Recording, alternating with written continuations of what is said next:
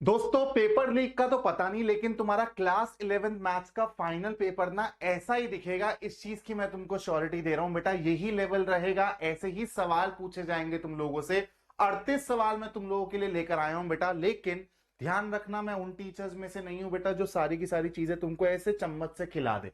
30 सवाल बेटा हम लोग साथ में करेंगे और 8 सवाल तुम्हारे लिए टास्क रहेंगे। तुम्हारी खुद से मेहनत करना भी बहुत ज्यादा जरूरी है बेटा। और ये 30 सवाल जो हम लोग साथ में करेंगे उसको भी ऐसा नहीं देखना कि सर ने कराया, सॉल्यूशन देख लिया, समझ लिया। आप लोग पॉज करके पहले उसको खुद से ट्राई करोगे और फिर मेरे सॉल्यूशन को देखोगे। तो भाई एक एक करके हम लोग सवालों को करना चालू करते हैं। अगर आपका कल परसों एक हफ्ते बाद फाइनल एग्जाम है ना, ये वीडियो को जरूर देख के चले जाना बेटा, तुमको पता चलेगा कितनी ज्यादा यूजफुल है ये वीडियो। तो भाई ऐसे 38 सवाल है, MCQs, case based, long question सारे के सारे इंक्लूडेड है। तो भाई सेक्शन ए में आपको ऑब्जेक्टिव क्वेश्चंस मिलने वाले हैं, तो एक एक करके हम लोग ऑब्जेक्टिव क्वेश्चंस को फोड़ते हैं। पहला सवाल बेटा आपका ट्रिग्नोमेट्री से है। Find the value of sec minus 19 pi by 3। Sec के बेटा अंदर नेगेटिव साइन है, तो cos minus theta cos theta होता है। वैसे ही बेटा प्रॉपर्टी आप सेक पे भी लगा सकते हो, तो इसको मैं सिंपली ऐसे लिख सकता हूं, सेक 19 पाई बाय 3। अब 19 पाई बाय 3 को आपको तोड़ना पड़ेगा, है ना, यही प्रोसेस होता है बेटा। तो इसको हम लिख लिखते हैं सेक, और इसको ऐसे तोड़ देते हैं बेटा 6 pi plus pi by 3, which will be equal to nothing. अब बेटा ये 2 पाई का मल्टीपल आ गया, तो ये हो गया आपका सेक पाई बाय 3, यानी कि सेक 60। कॉस 60 के बारे में सोचोगे तो 1/2 आएगा दिमाग में, उल्टा कर दो सी, यानी कि 2 will be the correct answer.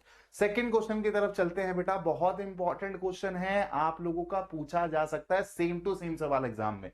Number of relations that can be defined on the set ए। तो बेटा ए टू ए पे आपको रिलेशन डिफाइन करना है। तो 4 लोग यहां है, तो 4 4 16, तो 16 आपके ऑर्डर पेयर्स बन जाएंगे। अब आपको पता है 2 टू द पावर n वाला फॉर्मूला हम लोग लगाते हैं, तो 2 टू द पावर 16 आपका आंसर आ जाएगा, that is D is the correct answer. Third problem को देखिए बेटा, सिंपल आपकी एवरेज की मीन की प्रॉब्लम है, बहुत इजीली हम लोग कर सकते हैं, सिर्फ कैलकुलेशन करनी है। कैलकुलेशन में मेसअप नहीं करेंगे, आराम आराम से। The mean of 5 numbers is 30। If one number is excluded there mean becomes 28। जो बाहर फेंका हुआ नंबर है उसकी वैल्यू क्या होगी। जब बेटा 5 लोग थे तो उनका मीन था 30, तो अब टोटल इन 5 लोगों का सम कितना हो जाएगा, 30 इंटू 5 यानी कि 150। जब एक नंबर को बाहर फेंक दिया तो अब मीन है 28। ये 28 4 लोगों का मीन है, 4 नंबर्स का मीन है। तो टोटल सम इन 4 लोगों का कितना हो जाएगा बेटा, 28 टाइम्स 4, यानी कि 120 में से 28 टाइम्स 4, 120 में से बेटा 8 हटा दो, 112 आएगा। तो पहले बेटा सम था ये, अब हो गया ये, किसकी वजह से आया है डिफरेंस, जो बंदा बाहर गया, बाहर गया बंदा वो कितना लेके चला गया, 38 लेके चला गया, hence the answer is option A. ठीक है, ओरली भी कर सकते थे, मैंने एकदम आपको पेशेंटली यहां पर समझाया। बढ़ते हैं बेटा नेक्स्ट सवाल की तरफ, that is question number 4। Again F of x, आपको एक्स साइन एक्स दिया हुआ बेटा, एफ डैश पाई बाय 2 की वैल्यू आपसे पूछी है। यहां पर आप डायरेक्टली बेटा यूवी रूल लगाएंगे, यूवी और यू बाई वी रूल आप लगा सकते हैं, आपके एनसीईआरटी में मेंशन्ड है। जो भी स्टैंडर्ड आपको रिजल्ट्स दिए गए हैं वो सारे आप लगा सकते हैं लिमिट्स एंड डेरिवेटिव्स के चैप्टर में, ध्यान रखना। तो बेटा मैं सबसे पहले यहां पर अब एफ डैश एक्स लिखूंगा, किसके बराबर आएगा, कैसे लगाते हैं यूवी रूल, यू को छोड़ देते हैं बेटा और इसको डिफरेंशिएट करो, साइन एक्स का डिफरेंशिएशन कॉस एक्स, फिर प्लस दूसरे वाले को एज इट इज लिख दो, पहले वाले को डिफरेंशिएट करो, एक्स का differentiation with respect to x 1। अब कुछ नहीं करना बेटा, यहां पर आपको एक्स की जगह क्या डालना है, पाई बाय 2 डालना है, और आपका जो आंसर आएगा वो आप चेक कर लेना। तो बेटा पाई बाय 2 डालते ही कॉस पाई बाय 2 तो आपका खत्म ही कर देगा इस टर्म को, तो ये हो जाएगा आपका 0, साइन पाई बाय 2 हो जाएगा आपका 1, that is a is the correct answer. Question number 5, हाँ जी क्वेश्चन नंबर 5 अच्छा है बेटा, ध्यान से समझना, लैंग्वेज अच्छी है, स्टेटमेंट अच्छी है सवाल की। A line passes through this such that its intercept between the axes is bisected at P. जो इंटरसेप्ट हो रहा है आप लोगों का, ये लाइन जो इंटरसेप्ट दे रही है बेटा एक्स एक्सिस और वाई एक्सिस पे, उन पॉइंट्स को आपको ऑब्जर्व करना, उसका मिड पॉइंट ये है, ऐसे बोला जा रहा है आप लोगों से। तो आप लोग मान के चलिए कि एक्स पे बेटा ए इंटरसेप्ट है, इंटरसेप्ट की लेंथ क्या है, वो ए यूनिट्स है, और वाई पे बी यूनिट्स है। याद है ना, x by a plus y by b is equal to 1, ये इंटरसेप्ट फॉर्म ही होती है। तो अगर x पे जो इंटरसेप्ट है उसकी लेंथ a यूनिट्स है, तो क्या ये वाला पॉइंट a,0 की तरह लिखा जा सकता है, ये वाला पॉइंट 0,b की तरह लिखा जा सकता है, और इन दोनों का ही तो मिड पॉइंट आपको ये दिया हुआ है बेटा। तो a बाय 2 आपका आ जाएगा 1 के बराबर, यानी कि a आ गया 2 के बराबर। 0 प्लस b बाय 2 आपका किसके बराबर है, 2 के बराबर है, तो b आ गया बेटा 4 के बराबर। अब फटाफट से इंटरसेप्ट फॉर्म लिख दो, x by 2 plus y by 4 is equal to 1। यहां से बेटा इसको सिंप्लीफाई कर दो, क्योंकि सारी की सारी यहां पर सिंप्लीफाइड हो रखी हैं। तो ये हो जाएगा आपका 2x plus y is equal to 4। तो 2x प्लस वाई माइनस 4 मेरे को दिख रहा है ऑप्शन बी में, that is option B will be the correct answer. छठा सवाल देखते हैं, distance of the point from y axis. बेटा आप यकीन नहीं मानोगे, ये सवाल आपका ना 12th के बोर्ड एग्जाम में भी पूछा जा चुका है पिछली बारी। तो बहुत से ऐसे कॉन्सेप्ट भी है जो कि 11th में आप पढ़ लेते हो, 12th में भी आप क्योंकि 3D ज्योमेट्री पढ़ोगे, तो एकदम बेसिक 3D ज्योमेट्री पे ये सवाल बनाया गया है। डिस्टेंस फॉर्मूला आपको लगाना है वाई एक्सिस पे बेटा।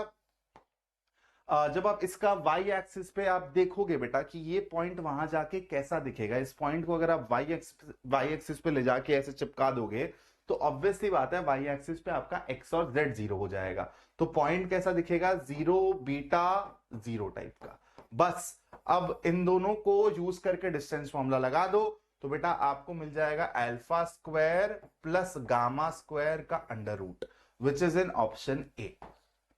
ठीक है, let's move on to the next question. Mark the correct answer for 1 plus iota to the power minus 1। तो बेटा इसको सिंपली हम लोग ऐसे लिख देते हैं। अब आपको पता है हमको डिनोमिनेटर में आयोटा नहीं पसंद है, क्या करेंगे, कॉन्जुगेट को यूज करेंगे।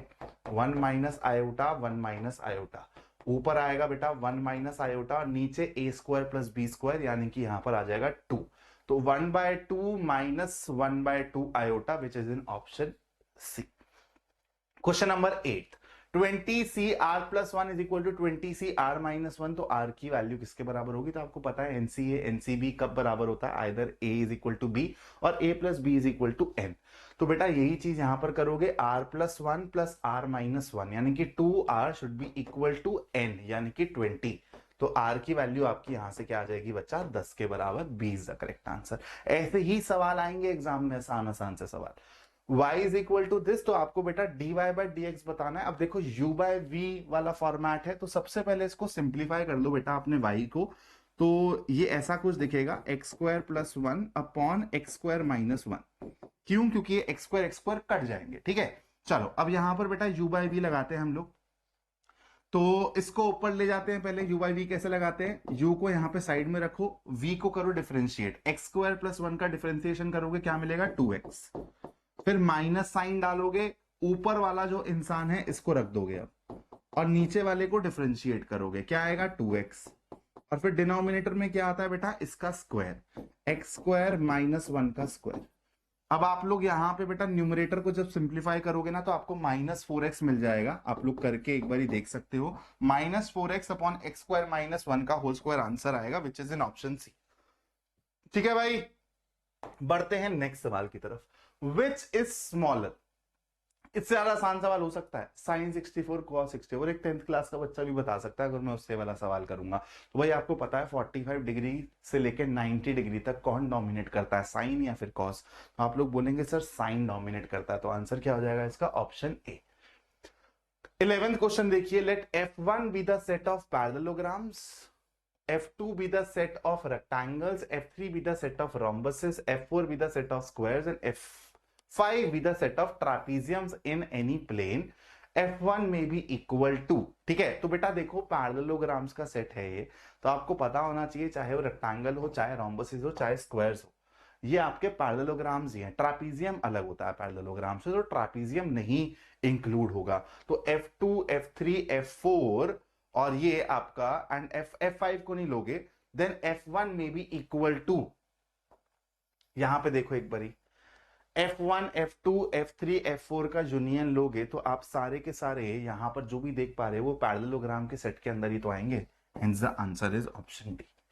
क्लियर कहानी, चलो भाई आ जाओ यहां पर। अब 13वां सवाल क्या कह रहा है, √5 plus 1 to the power 4 plus √5 minus 1 to the power 4 किस टाइप का नंबर होगा, irrational, rational, negative real number, negative integer. तो यहां पर देखो आप लोगों को याद होगा a प्लस बी की power n, a minus b की पावर n, इसका बाइनॉमियल एक्सपेंशन। और ये जब बीच में नेगेटिव नंबर हो, तो नेगेटिव नंबर जब बीच में हो, नेगेटिव साइन जब बीच में हो, नॉट नंबर, नेगेटिव साइन जब बीच में हो, तो प्लस माइनस इस ऑर्डर में खुलता है बेटा। यहां पर टोटल नंबर ऑफ टर्म्स कितनी होंगी, 4 + 1 5, यहां पर कितनी होंगी 5। तो आप लोगों का यहां पर first third fifth term, first third fifth term ये कंबाइन कर जाएंगी, इसकी सेकेंड टर्म इसकी सेकेंड टर्म को खा जाएगी क्योंकि प्लस माइनस, इसकी फोर्थ टर्म इसकी फोर्थ टर्म को खा जाएगी क्योंकि प्लस माइनस। तो आप लोगों को दिखेगा twice of first term plus third term plus fifth term, ठीक है, फिफ्थ टर्म। अब आप यहां पर बेटा क्रॉस चेक कर सकते हैं। देखो फर्स्ट टर्म इसकी कैसे लिखोगे, √5 + 1 की पावर 4 पे एक्सपेंशन लगा के फर्स्ट टर्म लिखो जरा फटाफट से, 4c0। और √5 से अपने को ज्यादा मतलब है, जब भी पता चलेगा रैशनल इरैशनल किस टाइप का आएगा। तो बेटा यहाँ पर √5 की पावर 4 चढ़ेगी, फिर 1 को तो भूल ही जाओ, है ना।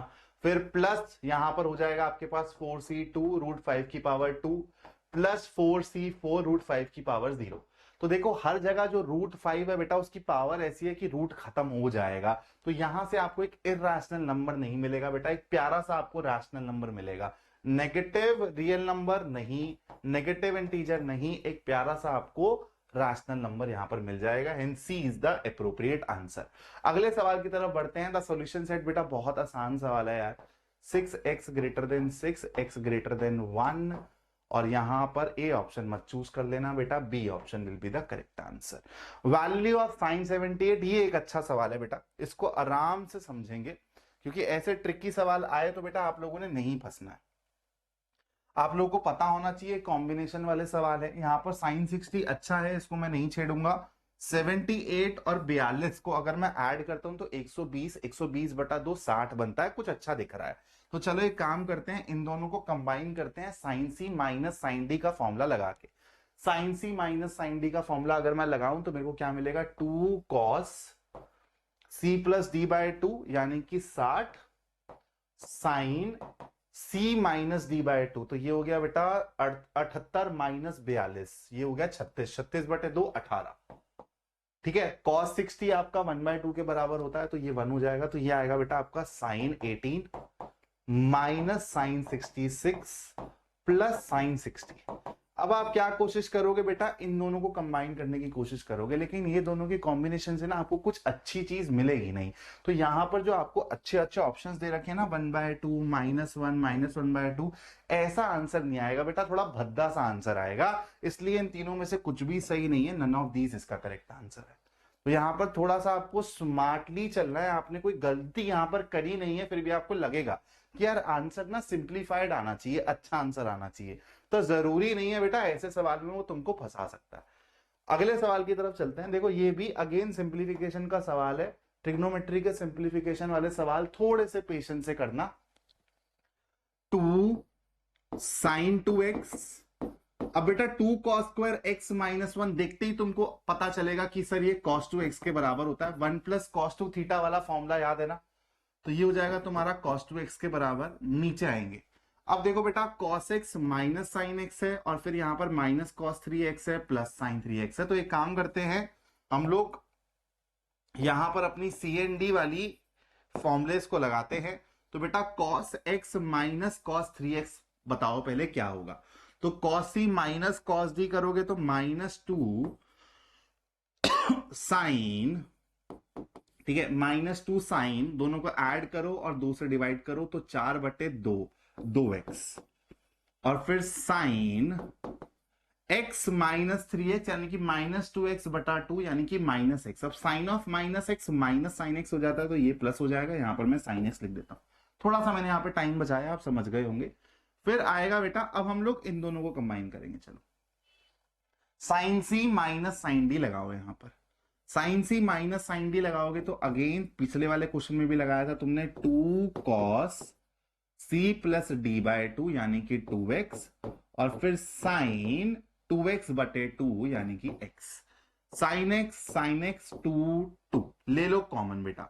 तो नीचे जब तुम देखोगे तो तुमको क्या मिलेगा दोस्त, तुमको मिलेगा 2 sin x, और अंदर आएगा sin 2x plus cos 2x, और ऊपर तुम्हारे पास बेटा यही चीज है। अब तुमको चीजें कटती कटाती हुई दिखाई दे रही हैं, उड़ाओ उड़ाओ उड़ाओ उड़ाओ, 1/sin x यानी कि cosec x तुम्हारा आंसर हो जाएगा। 17th सवाल पर आते हैं, लिमिटिंग वैल्यू ऑफ दिस। तो बेटा देखो, तुमको मॉडुलस देखते ही पता है कि जब तुम 3 से छोटी वैल्यू डालोगे तो ये कैसे खुलेगा, 3 माइनस एक्स की तरह खुलेगा, तो ये -1 आउटपुट देगा। x minus 3 upon 3 minus x. x की यहां पर 3 से थोड़ी सी बड़ी वैल्यू डालोगे, राइट हैंड लिमिट जब चेक करोगे तो x minus 3 upon x minus 3 1 होगा। तो बेटा तुम्हारी लेफ्ट हैंड लिमिट ये है, राइट हैंड लिमिट तुम्हारी ये है। तो क्या ये आपस में सहमति शो कर रहे हैं, नहीं शो कर रहे हैं, तो क्या बोलोगे भाई, लिमिट डज नॉट एग्जिस्ट, वो नहीं है, तो नन ऑफ दीज पे मैं आंसर मार दूंगा। In how many ways can 5 person occupy 3 seats. तो भाई तुमको पता है 5p3 या फिर 5 इंटू 4 इंटू 3 मेरा आंसर आएगा। 5 और 20, 20 3 60, C will be the correct answer. Easy peasy lemon squeezy. चलो हाँ जी, the set A is a finite set, बिल्कुल सही बात है। men living presently in different parts of the world। हाँ भाई, मतलब हम एक एग्जैक्ट नंबर नहीं दे सकते, लेकिन जो भी होगा फिनाइट ही होगा, है ना, ये भी सही है। क्या ये इसको एक्सप्लेन कर रहा है, नहीं यार, आपस में कुछ रिलेशन ही नहीं है, करेक्ट आंसर हो जाएगा B. If the numbers -2/7 k -7/2 are in GP, then k is equal to +-1। तो बेटा चलो कॉमन रेशियो वाला कॉन्सेप्ट लगा लेते हैं, k अपॉन -2/7, तो 7k upon -2 will be equal to this by this, यानी कि -7 अपॉन 2k। तो ये हो जाएगा 14k square is equal to 14। तो यहां से k की वैल्यू आ जाएगी +-1। ये एब्सोल्युटली करेक्ट है। आपकी रीजन स्टेटमेंट में क्या दिया हुआ है, if a1 a2 a3 are in GP then a2 by a1 is equal to a3 by a2। दोस्तों सही बात है, यही आपने लगाया भी है, तो इसका करेक्ट आंसर क्या हो जाएगा, ए। एजर्शन भी सही है, रीजन भी सही है, करेक्टली एक्सप्लेन भी कर रही है। चलो आते हैं भाई सेक्शन बी पे। ऑब्जेक्टिव क्वेश्चन का खात्मा कर दिया है। अब देखो 10 सवाल और करेंगे साथ में, उसके बाद 8 सवाल तुमको करने हैं, और तुम टेंशन मत लेना, उन 8 सवालों का सॉल्यूशन भी मैं प्रोवाइड कर दूंगा। ये पूरी की पूरी पीडीएफ मैं तुमको अपने टेलीग्राम ग्रुप पे दे दूंगा, जिसका तुमको डिस्क्रिप्शन में लिंक मिल जाएगा, वहां पर तुम्हारे को उन 8 सवालों के सॉल्यूशन भी मिल जाएंगे।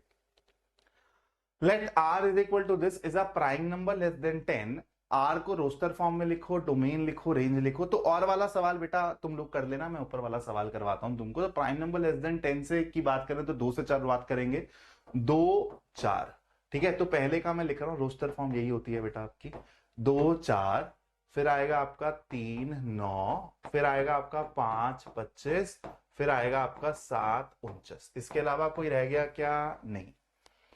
Find domain and range. तो बेटा आपका डोमेन में कौन कौन आ जाएगा, 2 3 5 7, और आपका रेंज में कौन कौन आ जाएगा दोस्त, 4 9 25 29। ये लो, बस इतना लिखना है, 2 number in your pocket. Differentiate, तो देखो बेटा अगेन यहां पर आपको यूवी रूल लगाना है डायरेक्टली, और आप इसको डिफरेंशिएट करना जानते हो, आप लोग का ये भी स्टैंडर्ड थ्योरम में दिया हुआ है, तो you can use x to the power n का डिफरेंशिएशन, ठीक है। चलो तो इसको एक बारी कर लेते हैं बेटा क्विकली। तो अपन लोग यूवी रूल को एक बारी रिवाइज करते हैं। कैसे करते थे बेटा, पहले वाले इंसान को बोलो कि तू प्लीज बैठा रहे अभी, है ना, साइड में बैठा रहे, और दूसरे वाले इंसान को उठा के डिफरेंशिएट कर दो। x³ - 2 का डिफरेंशिएशन क्या हो जाएगा, 3x²। फिर बीच में लगाओ प्लस का साइन, दूसरे वाले इंसान को इस बारी बिठा दो सीट पे, और पहले वाले इंसान को डिफरेंशिएट करो।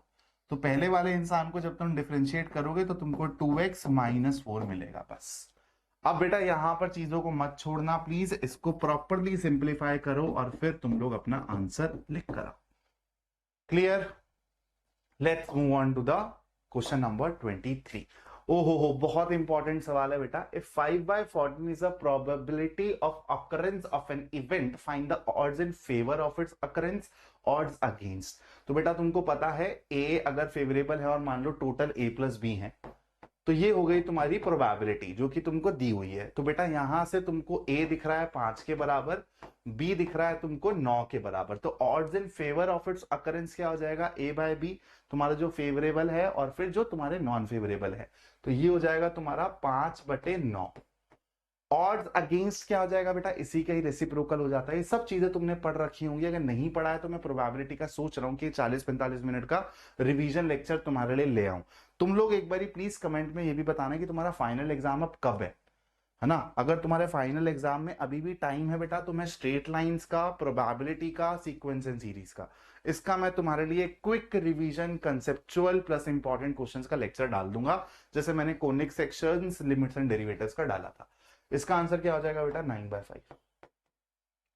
सेकेंड पार्ट क्या कह रहा है, सेकेंड पार्ट भी सीख लो भाई, इंपॉर्टेंट फॉर्मूला तुम्हारा यहां से रिवाइज हो जाएगा। A and B are two events associated with a random experiment for which probability of A is this.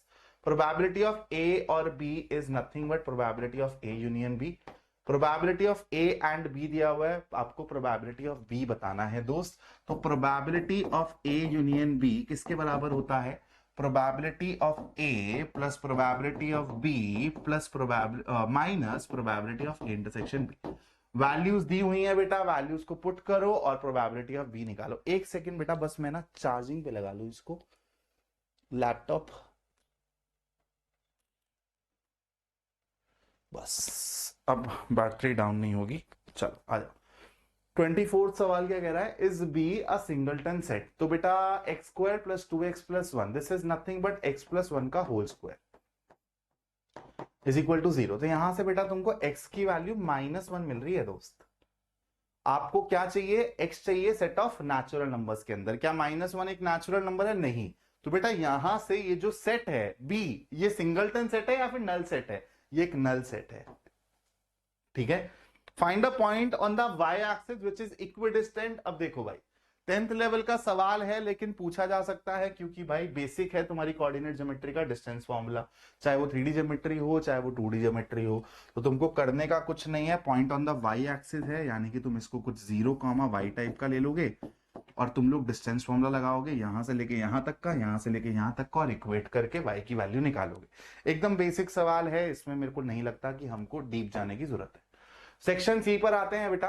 22pr plus 1 20pr plus 2 is equal to 11/52। तो आपको r की वैल्यू बतानी है बेटा, तो अपना npr का फॉर्मूला रिवाइज कर लेते हैं। npr किसके बराबर होता है, n factorial upon n minus r factorial. ठीक है दोस्त, चलो तो फटाफट से यहां पर लिखते हैं 22 फैक्टोरियल अपॉन 22 माइनस दिस, तो 22 माइनस 1 21 हो जाएगा बेटा, 21 माइनस r फैक्टोरियल। अब बेटा यहां पर डिनोमिनेटर में ये आएगा, मैं इसको डायरेक्टली मल्टीप्लीकेशन में लिख रहा हूं, ठीक है। तो ये हो जाएगा आपका 20 फैक्टोरियल, यहां होगा तो ये यहां पे चिपका दो, और ऊपर क्या जाएगा 20 माइनस दिस का फैक्टोरियल, तो 20 माइनस 2 हो जाएगा 18 माइनस r का फैक्टोरियल। ठीक है, तो भाई चलो अब काटा पीटी कर लेते हैं। ये है आपका 11/52, 11/52 के बराबर दोस्त। चलो काटा पीटी करते हैं। तो ये हो गया, अब आपको पता है ना इसको आप कैसे लिख सकते हो, 22 इंटू 21 इंटू 20 फैक्टोरियल। तो यहां से आपको 22 टाइम्स 21 मिलेगा। आप 21 माइनस आर फैक्टोरियल को कैसे लिख सकते हो, 21 minus R multiplied by 20 minus R multiplied by 19 minus R multiplied by 18 minus R factorial. तो ये भी कट के यहां पर बेटा तुमको 3 टर्म्स मिलेगी, मैं आपको सिंप्लीफाई करके लिख रहा हूं। यहां से तुमको बचेगा क्या, ऊपर बच रहा है 22 टाइम्स 21, नीचे बच रहा है दोस्त 21 माइनस आर, 20 माइनस आर और फिर 19 minus R. This will be equal to 11/52। तो 11 से गया बेटा ये 2 में, तो यहां पे आपको मिल गया 21 minus R, 20 minus R, 90 minus R, 19 minus R will be equal to 2 into 21 into 52। अब बेटा यहां पर देखो आर में क्यूबिक बना के भी तुम सॉल्व कर सकते हो, और यहां पर एक स्मार्ट तरीका भी है। मेरा फर्ज बनता है कि मैं तुमको वो स्मार्ट अप्रोचेस सिखाऊं, क्योंकि तुमको बेटा ये सब कॉम्पिटेटिव एग्जाम्स में 12th में बहुत काम आएंगे, और तुमको समझ आएगा कि भाई 12th में तुमको मेरे से क्यों पढ़ना चाहिए। हाँ जी, और एक बात ये बहुत ज्यादा इंपॉर्टेंट है भाई, टाइम नहीं लगाएंगे हम लोग 12th की मैथ्स चालू करने का। तुरंत जैसे ही तुम्हारा फाइनल एग्जाम हो जाए 1-1.5 हफ्ते अपने आप को थोड़ा सा प्रिपेयर कर लेना बेटा मेंटली, और थोड़ा सा ब्रेक वगैरह ले आना, घूम फिर आना, थोड़ा सा दोस्तों के साथ चिल कराना, और उसके बाद बेटा हम लोग अपना थोड़ा सा 12th का आइडिया लगाना चालू कर देंगे। आपको मैं रिसोर्सेज बता दूंगा क्या क्या फॉलो करने हैं। बहुत ज्यादा बुक्स अपने को नहीं खरीदनी है, ध्यान रखना बेटा, बहुत ज्यादा मिसगाइड करने वाले लोग बैठे हैं तो आपको थोड़ा सा बेटा अपने आप को प्रोटेक्ट करते हुए चलना है। और 12th की अगर आप कॉम्पिटिटिव एग्जाम्स भी दे रहे हैं तो आपको बेटा साथ में मैनेज कैसे करना पड़ेगा, वो सारी चीजें मैं आपको स्टार्टिंग से ही गाइड करता हुआ चलूंगा। स्कोर अप क्लास 11 12th का जो चैनल है वहां पर मैं 12th पढ़ाता हूं, आप लोग वहां पर जुड़ जाना बेटा। चलो भाई, अब यहां पर हाँ मैं आपको स्मार्ट अप्रोच बता रहा हूं बेटा। स्मार्ट अप्रोच क्या है, क्या राइट हैंड साइड को ना ऐसा ही बनाने की कोशिश करो। तो देखो यार, 2 को तो आप फर्दर ब्रेक नहीं कर सकते, 21 को आप जरूर कर सकते हो।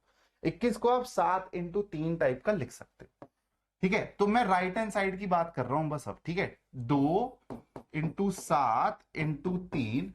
52 को कैसे लिखा जा सकता है बेटा, 52 को आप लोग ऐसे लिख सकते हो कि सर ये 13 की टेबल में आता है तो 13x4 लिखा जा सकता है। अब ऐसे नंबर्स बनाने की कोशिश करो जो कि 21 minus R, 20 minus R, 19 minus R, मतलब 10 के ऊपर दिखे, ऐसे नंबर बनाने की कोशिश करो। तो 13 तो अपने आप बना हुआ है, ठीक है। यहां से बेटा आपका एक 14 बन रहा है, यहां से आपका एक 12 बन रहा है, बोलो हाँ या ना। तो एक काम करो, इसको ले लो 14 की तरह, इसको ले लो आप लोग 12 और इसको ले लो 13। इसको अगर आप लिखते हो कैसे, 21 माइनस आर, इसको लिखते हो 19 माइनस आर, और इसको लिखते हो बेटा 20 माइनस आर। तो बताओ ये आर की कौन सी वैल्यूज के लिए पॉसिबल होगा, ये आर की 7 वैल्यू के लिए पॉसिबल होगा। आर की वैल्यू 7 डालोगे तो 14 12 13 मिलेगा, तो आर की वैल्यू क्या है बेटा, 7 के बराबर है। तो ऐसे स्मार्ट अप्रोचेज आप लोगों को सीखने को मिलेंगे, 12th क्लास में भी आप लोगों को सीखने को मिलेंगे। क्योंकि भाई ऑब्जेक्टिव क्वेश्चंस में टाइम नहीं बर्बाद करना, यही सवाल ऑब्जेक्टिव क्वेश्चन में आ गया तो क्या करते चले जाओगे क्या। चलो, इसको रब नहीं करते हैं, आप लोगों को इसका पीडीएफ भेज देंगे टेलीग्राम में ताकि सॉल्यूशंस भी आपके साथ में रहें। 3 vertices of a parallelogram ABCD are this, find the coordinates of D, ठीक है। तो भाई 10th में भी किया है, बस 3D ज्योमेट्री में भी वही कॉन्सेप्ट लगाओगे, मिड पॉइंट फॉर्मूला वाला। पता होना चाहिए कि आपकी जो पैरेललोग्राम्स की डायगोनल्स होती हैं वो बाइसेक्ट करती हैं एक दूसरे को। तो आप लोग कुछ नहीं करोगे बेटा, अपने डी कोऑर्डिनेट को मान लोगे XYZ। अब क्या करोगे, ए और सी का मिड पॉइंट निकालोगे तो 3 minus 1 2/2। This will be equal to what, x plus 1। B और डी का मिड पॉइंट निकालो, x प्लस 1/2। यहां से तुमको x की वैल्यू क्या मिल जाएगी बेटा, x की वैल्यू आ जाएगी तुम्हारी 1 के बराबर। सिमिलरली -1 + 1 यानी कि 0 ही बन रहा है। तो आपको बेटा यहां से 0 बनाना है इसको, तो y और ये मिलके 0 बनाने चाहिए। तो y की वैल्यू क्या हो जाएगी, -2। ऐसे ही बेटा a और c, यहां से मिड पॉइंट निकालो, 2 + 2 4/2 यानी कि 2 आना चाहिए मेरा मिड पॉइंट। तो -4 में क्या ऐड करूं कि मेरा 4 आ जाए न्यूमरेटर में, ताकि 4/2 2 हो जाए। तो बेटा z की वैल्यू 8 रखनी पड़ेगी ना।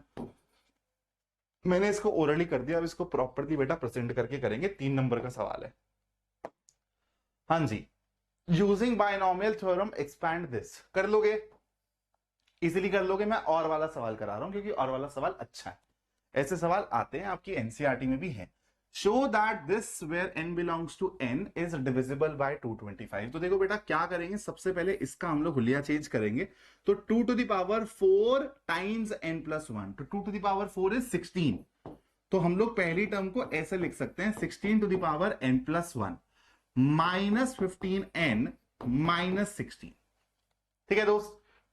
यहां पर देखो, अब तुमको दिख रहा है यहां पर 15 16, तो तुमको अपने आप ही यहां पे स्ट्राइक करेगा कि भाई इसको सर 1 + 15 की पावर n + 1 टाइप से अब इसको एक्सपैंड करो यूजिंग बायनॉमियल एक्सपेंशन। अब ये 1 + x की पावर n टाइप वाला फॉर्मेट है, तुम इसको डायरेक्टली बेटा एक्सपैंड करना जानते हो, तो तुम इसको एक्सपैंड करोगे तो n + 1 C0, फिर 1 रहेगा तो यहां पर तो आ जाएगा 1 प्लस, फिर रहेगा तुम्हारा n + 1 C1 जो कि n + 1 के बराबर हो जाएगा। फिर 1 की पावर आएगा, यहां पर 1 की पावर आएगा n + 1 -1 यानी कि n, और फिर 1 की पावर से मेरे को मतलब नहीं है तो मैं सिर्फ 15 की पावर बढ़ाता चला जाऊंगा। तो यहां पर आएगा बेटा 15, और फिर आएगा n + 1 C2, 15 का स्क्वायर ऐसे बढ़ता चला जाएगा। ये चीज आप लोग लिख दो अब आगे -15n -16। अब दोस्त देखो 1 और यहां पे 15n + 15, तो ये 16 + 15n है, जिसको नेगेट करने के लिए ये खड़े हैं बेटा, तो ये पूरी की पूरी चीज ना इससे गायब हो जाएगी। तो अब देखो आपके पास बचेगा क्या, n+1 C2 15 का स्क्वायर। आगे जितना भी चलते चले जाओगे बेटा 15 की पावर 3, 15 की पावर 4, मतलब सबसे 15 स्क्वायर कॉमन निकल पाएगा, जो कि किसके बराबर होता है 225। अंदर ब्रैकेट में जो मर्जी आया, अब ये तो आप लिख सकते हो ना डायरेक्टली कि भाई ये जो है ये 225 का मल्टीपल है। यही आपको प्रूफ करना था कि 225 से डिवाइड हो जाएगा, ये तो हो जाएगा भाई 225 जब बाहर निकल गया तो। ठीक है दोस्त, कहानी क्लियर। भाई जो 30th सवाल है ना, ये ऊपर वाला सवाल ये काफी मजेदार सवाल है। नीचे वाला सवाल आप सिंपली कर लोगे, एनसीईआरटी में है। 30th का मैं ऊपर वाला सवाल आपको करवाता हूं, देखता हूं कि मैंने स्पेस छोड़ा ही नहीं छोड़ा, बिल्कुल छोड़ा है ना। यहां पर भी मैं आपको बता देता हूं कि यार देखो, जब आप यहां पर k की वैल्यू 1 से लेके 11 तक डालोगे तो आपको एक जीपी मिलेगी, एक प्यारी सी एपी मिलेगी। सम करना आप जानते हो, बड़े प्यार से कर लोगे। ऊपर वाले सवाल को देखो क्या कह रहा है, if the am and the gm of two positive numbers a and b are in the ratio m/n, show that a by b is equal to this। तो चलो भाई am to gm का रेशो लेना है, तो a और b है तो इनका am क्या हो जाएगा बेटा, a + b/2 डिवाइडेड बाय इनका gm क्या हो जाएगा बेटा, √ab। यही आपको किसके बराबर दिया हुआ है दोस्त, यही आपको दिया हुआ है m/n के बराबर, m/n के बराबर। अब मेरे को पहुंचना क्या है बेटा, a/b, a और b के रेशो तक पहुंचना है। तो देखो यहां पर किस तरीके से मेरे को मैनिपुलेशन करनी पड़ेगी, किस तरीके से मेरे को गेम खेलना पड़ेगा। सबसे पहले बेटा इसको थोड़ा सा तुम लोग सिंप्लीफाई कर दो, तो तुम लोग पहुंच जाओगे यहां तक, a + b/2√ab। a और b पॉजिटिव नंबर से ध्यान रखना, m/n। अगर मैं तुमको बोलूं यहां पर CND लगाओ, कॉम्पोनेंडो एंड डिविडेंडो लगाओ मेरे दोस्तों, तो तुम लोग बोलोगे सर ठीक है, तो एक काम करते हैं, स्क्वायर करके भी लगा सकते हो, नॉर्मली भी लगा सकते हो, तुम्हारी चॉइस है। तो a + b +2√a times √b, नीचे आएगा a + b -2√a√b, m+n/m-n। ठीक है दोस्त, यहां पर देखो क्या मिल रहा है तुमको, ऊपर यहां पर मिल रहा है √a + √b का होल स्क्वायर, नीचे मिल रहा है √a -√b का whole square. This will be equal to m+n/m-n। ठीक है, इतनी कहानी सबको समझ आ गई। अब क्या करें भाई, अब मैं क्या करने वाला हूं दोस्तों, अब मैं ये दोनों साइड पे स्क्वायर रूट वाला गेम खेलने वाला हूं। तो मेरा लेफ्ट हैंड साइड में मेरे को कुछ ऐसा दिखेगा, √a + √b, और यहां पे दिखेगा बेटा √a -√b। This will be equal to √m+n/√m-n। अब बेटा दोबारा से यहां पर एक बारी कॉम्पोनेंटो एंड डिविडेंडो का गेम खेल दो। तो बेटा जब तुम इन दोनों को ऐड करोगे तो तुमको क्या मिलेगा, ट्वाइस ऑफ √a, और जब तुम इन दोनों को सब्ट्रैक्ट करोगे तो तुमको क्या मिलेगा, ट्वाइस ऑफ √b। ठीक है, तो यहां पर तुमको √a/√b मिलेगा, बोलो हाँ या ना। और मेरे को a/b तक पहुंचना था, तो तुमको समझ आ रहा है कि हाँ हमारा रास्ता सही चल रहा है। सेम चीज यहां पर करोगे, √m+n + √m-n upon √m+n -√m-n। अब बेटा क्या करो, दोनों साइड में ना स्क्वायरिंग कर दो एक बार, बस तुम्हारा गेम यहां पर खत्म हो चुका है। a/b तुमको मिल जाएगा, स्क्वायरिंग करोगे बेटा तो m+n + m-n +2, रूट के अंदर आएगा m+n, रूट के अंदर आएगा m-n, नीचे क्या आएगा, अगेन स्क्वायरिंग करोगे तो m+n + m-n -2√m+n, रूट के अंदर m-n। अब एक बारी राइट हैंड साइड को सिंप्लीफाई करो अपनी नजरों के अंदर और बताओ तुमको यही मिल रहा है जो तुमको चाहिए था, बोलो। यहां पर ये गया, ठीक है, 2m + 2, और यहां पे रूट के अंदर क्या आ जाएगा, m² - n², 2m - 2 रूट के अंदर m² - n², 2 से 2 कट जाएगा, तो आपको जो चीज चाहिए थी वही यहां पर मिल जाएगी। बात समझ आ गई? थोड़ा सा लेंदी है, अच्छा सवाल बोलूंगा मैं इसको, कमजोर सवाल नहीं है बेटा। CND अच्छे से लगाना तुमको यहां पर आना चाहिए। चलो भाई, यहां से अब तुम्हारे हवाले वतन साथियों, ठीक है? तो 31 से 38 सवाल तक तुम लोग करोगे बेटा, ठीक है? ऐसे आजकल बहुत गंदी आदत पड़ गई है स्टूडेंट्स की कि भाई पेपर लीक की वजह से आप लोगों को क्या हो गया है कि आपको चाहिए कि सारी चीजें आपको बहुत आसानी से मिल जाए, लेकिन आपको समझना पड़ेगा मैथ्स एक ऐसा सब्जेक्ट है, फिजिक्स एक ऐसा सब्जेक्ट है बेटा, मतलब अगर आप साइंस स्ट्रीम के स्टूडेंट्स हो तो आपको समझना पड़ेगा कि अगर आपने खुद से अपना पेन नहीं चलाया ना, तो एग्जाम हॉल में आप जाके फंसोगे ही फंसोगे बेटा। आपको खुद से दिमाग चलाना आना चाहिए, खुद से एक प्रॉब्लम सॉल्वर आपको बनना पड़ेगा। और उसके लिए बेटा जब आप खुद से सवाल लगाओगे अपने स्टडी टेबल पे बैठ के विदाउट एनी एक्स्ट्रा हेल्प, तब जाके बात बनेगी। तो ये 8 बचे हुए सवाल जरूर करना। इनका सॉल्यूशन विद दिस PDF मैं अपने टेलीग्राम ग्रुप में शेयर कर दूंगा शाम तक। Thank you so much for watching this video. जय हिंद दोस्तों।